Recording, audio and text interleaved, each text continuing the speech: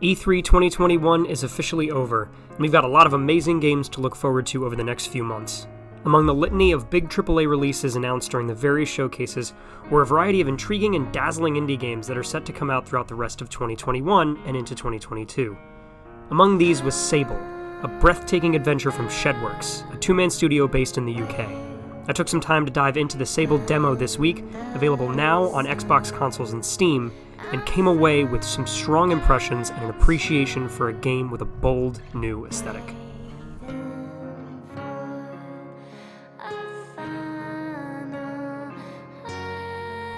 The Sable demo offers players the opportunity to play through the first few missions the game has to offer, setting the titular character off on a coming-of-age pilgrimage that makes up the framework for the game's story. Dubbed the Gliding, this pilgrimage is something Sable must embark on in order to find her true place in the world, whether that means returning to her tribe or finding a new home. At least in the demo, there are plenty of opportunities to supplement your knowledge of Sable's world. You have the option to spend extra time speaking to each of the characters around the Ibex camp, learning about their lives and the culture of Sable's people. Sable feels like a game about change and perspective. I was surprised to discover that in every conversation there are dialogue options that subtly change the response you get. If you tell one person that you wish everyone got to keep the special powers afforded to those on their gliding, he'll respond with a deeper explanation of how those powers fade as you age. Choose any of the other options, and you'll miss out on that piece of lore. What's more, Sable offers alternative options to certain quests that affect how you view the world and the people who live in it. The one in the demo involves a mischievous child who has stolen an item you need and demands you find her 3 beetles in order to get it back. When you ask around for where you might be able to find these beetles, though, you're given the option of simply asking about the location of the child's hideout. You're now faced with 2 options, and depending on which one you pick, the quest plays out differently. If you just steal the item back, no harm, no foul. But in doing so, you could miss a hidden side area related to the quest, as well as some emotional character development between Sable and the little girl.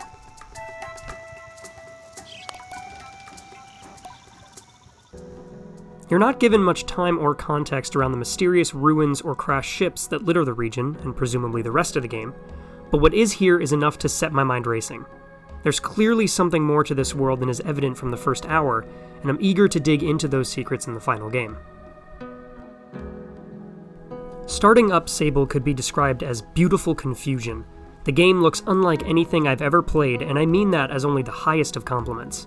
Right away, Sable sets itself apart with a striking art style that calls to mind avant-garde paintings, mixed with the animation style of a series like The Dragon Prince.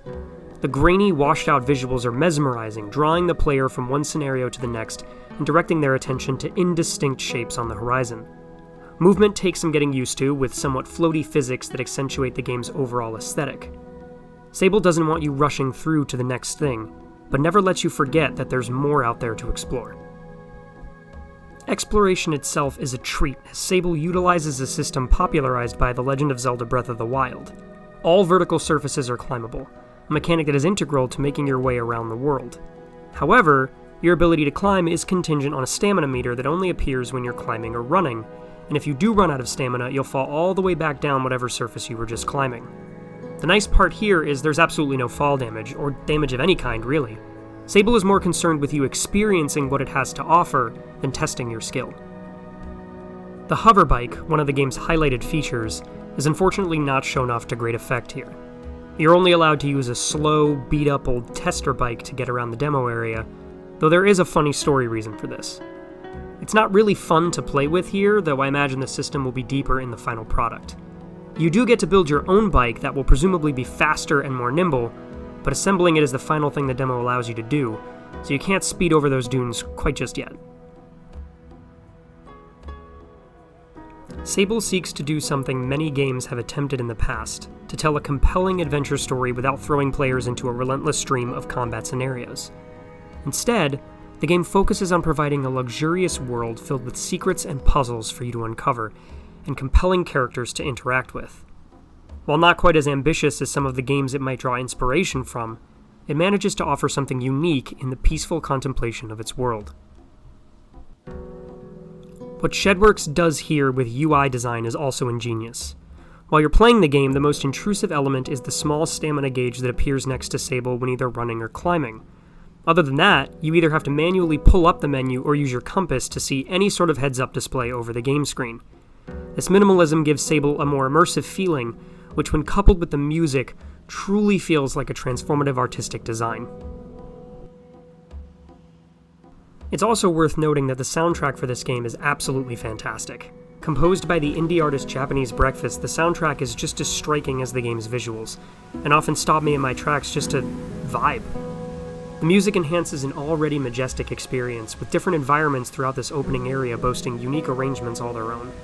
It's a testament both to the recording artist and the developers that the music, look, and feel of the game work so well together. If what I've played so far of Sable extends to the rest of the game, then I think we're in for a masterpiece of an indie game.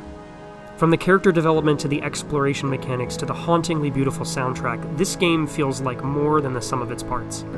And its parts are impressive in their own right. It doesn't feel out of the question for this game to be considered in Game of the Year conversations, especially if the story and overall vibe hold up. The demo sets up enough story threads and interesting concepts that I'm eagerly anticipating the full game when it launches on September 23rd, 2021. I highly recommend checking out this demo, if only to listen to some of the best dang video game music ever recorded. The game looks beautiful, feels good to play, and just feels like a delightful experience I want every gamer to have. Like if Journey had words.